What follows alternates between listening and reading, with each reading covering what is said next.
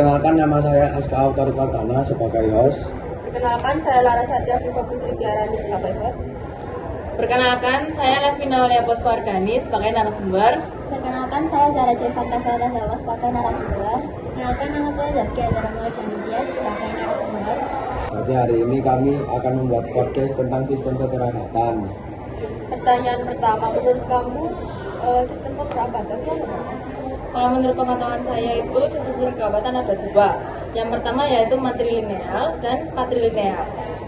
Kalau matrilineal itu apa? Sama mungkin bisa sebutkan. Jadi, matrilineal adalah sistem kekerabatan yang menarik garis dari ibu. Contohnya seperti di Minangkabau, anak yang ikut suku ibu dan harta diturunkan lewat garis ibu. Kalau menurut pengetahuanmu, apa kelebihan dari sistem matrilineal? Nah, jadi sistem matrilineal itu masih peran penting ke perempuan, tapi bukan cuma perempuan, bisa ngasih juga ke keluarga, tapi beresiko hanya mendapatkan sedikit. Nah, mereka itu punya kekuatan dan keputusan yang sama dalam mengambil keputusan.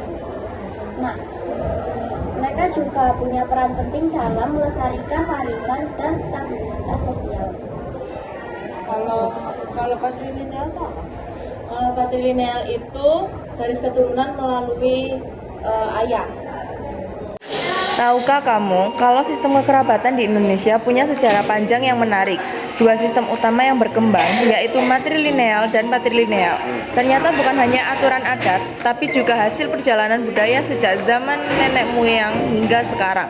Matrilineal, garis keturunan ibu, berakar dari budaya Austronesia kuno yang mengutamakan peran perempuan karena dianggap dekat dengan tanah, kesuburan, dan keberlangsungan hidup. Contoh paling jelas ada di Minangkabau, Sumatera Barat, yang sampai sekarang dikenal sebagai komunitas matrilineal terbesar di dunia. Harta pusaka seperti sawah, ladang, dan rumah gadang diwariskan kepada anak perempuan, bukan anak laki-laki. Setelah menikah, suami pindah ke rumah keluarga istrinya, matrilokal, dan anak-anak masuk ke garis keturunan ibu. Meski garisnya dari ibu, laki-laki tetap penting. Seorang mama atau paman dari pihak ibu punya tanggung jawab besar terhadap pendidikan, perlindungan, dan masa depan keponakannya. Matrilineal atau garis keturunan ayah berkembang kuat di wilayah yang pernah punya kerajaan besar seperti Batak, Bali, dan Jawa karena pentingnya menjaga tahta, marga, dan kekuasaan tetap di garis laki-laki. Garis keturunan dan nama keluarga ditarik dari pihak ayah. Anak laki-laki dianggap sebagai penerus marga yang tidak boleh terputus. Dalam tradisi Batak, pewarisan marga jadi identitas penting yang melekat seumur hidup.